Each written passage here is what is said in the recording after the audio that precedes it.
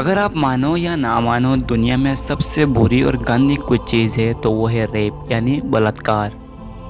और इससे भी ज़्यादा गंदी चीज़ बलात्कार करने के बाद उस बेगुनाह को मार डालना।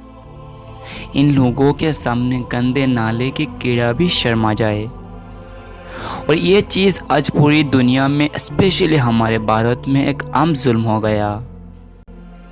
भारत के नेशनल क्राइम रिकॉर्ड ब्यूरो के एनुअल रिपोर्ट के मुताबिक साल 2018 में ऑफिशियली देश में 33,356 रेप केस सामने आए, यानी हर दिन लगभग 91 लोगों का बलात्कार हुआ।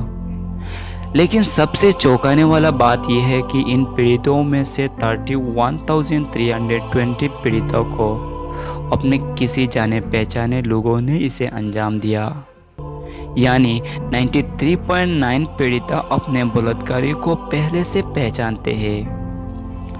लेकिन सबसे दर्द बड़ी बात यह है कि इनमें से ज़्यादातर पीड़िता का उम्र 18 साल के कम है।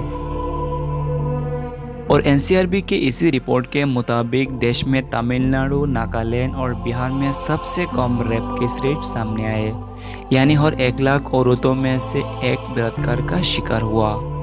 दूसरी तरफ देश में सबसे ज़्यादा बलात्कार छत्तीसगढ़ में हुआ, जहां रेप केस रेट 14.7, यानी हर 1 लाख औरतों में से लगभग 15 औरत बलात्कार का शिकार हुआ साल 2018 में। लेकिन इस रिपोर्ट में सबसे हैरान करने वाला बात यह है कि अगर किसी पीड़िता को रेप करने के बाद उसे मार दिया जाता है तो इस केस को मर्डर की लिस्ट में रिकॉर्ड किया जाता है, रेप केस की लिस्ट में नहीं।